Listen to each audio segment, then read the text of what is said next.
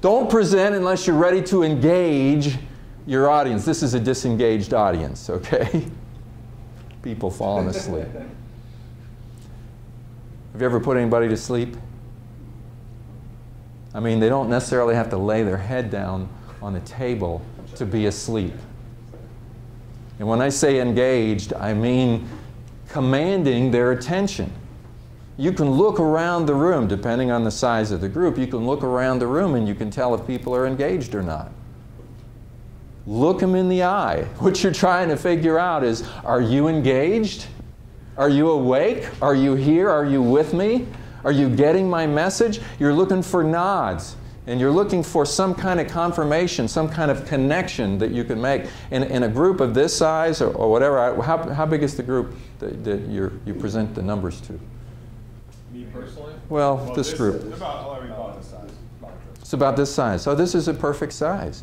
You know, you can maintain a connection, an eye contact with every single person in the room, and you know, sometimes they're not buying what it is you're saying.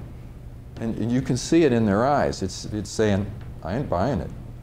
And what do you do at that point? You better do something. You have to be able to think on your feet. See, the problem with a presentation, the way a lot of people think about a presentation, they think of it as this linear thing because of PowerPoint. I've got all these slides. I've rehearsed my slides. I'm going to show this one, and this one, and this one, and this one, and this one, and this one. I got bullet points. That's what I'm going to say. I'm going to talk around the bullet points. This, and this, and this, and this. But what happens if they're not buying it?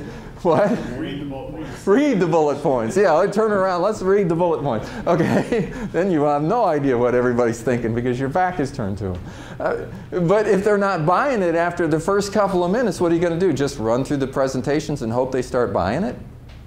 I mean, you better get real serious about that connection and that interaction. If you were sitting down at a negotiation table with one person and that person's not getting it or they're not buying it, you would be changing what you say or what you do based on the responses coming back from that person. Same thing needs to happen in a presentation. But some people can't think on their feet. And their struggle is to grasp their material because they haven't really prepared for it that well. They have bullet points that they've either tried to memorize or they're going to read, and now the connection they're making is between themselves and PowerPoint rather than between themselves and the people that they're selling to who are out there in the room. It's totally about the audience. That's what it's about. Your message isn't important. The audience is important. It's what the message does to the audience that's important.